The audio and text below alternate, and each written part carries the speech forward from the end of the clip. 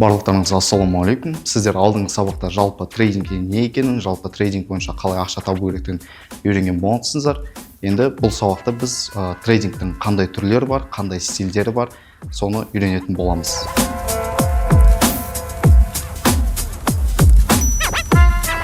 Трейдинг негізі жалпы стиль бойынша 4 түрге бөлінеді. Ол ең біріншісі бізде скальпинг, екіншісі интрадей, значит ежедневная торговля, сосын үшіншісі ол бізде свинг торговля, и төртіншісі ол бізде инвестиция, немесе криптовалютаның тілінде бұны біз спотовый торговля деп айтатын боламыз.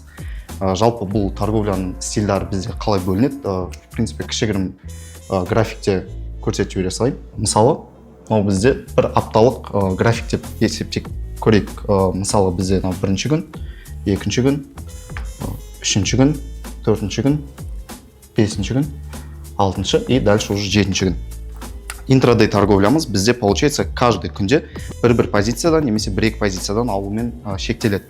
Мысалы, бір күні біз мына точкадан мына точкаға дейін бір позиция алдық, ертесіне тағы да лонг тағы бір позиция, потом бізде сәл тағы да цена коррекция бергеннен кейін мына жерден тағы бір позиция ашып, тоже лонг алдық.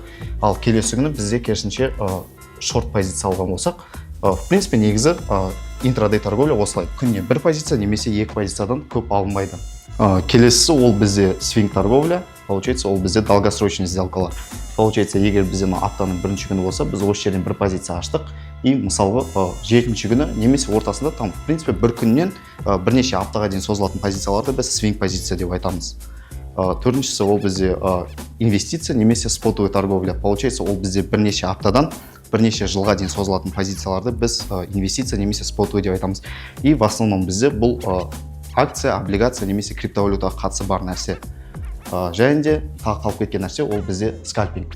Скальпинг бізде қалай болады? Мысалға бізде бір күнде интрадейде максимум 1-2 позиция ашатын болсақ, скальпинг бізде бірнеше секундтан бірнеше минутқа дейін ашылатын позициялар. Мысалы, бір күнде біз 10, 20, 30, 40, 50, даже в принципе 100 позиция дейін ашатын болсақ, ол бізде скальпинг болып саналады.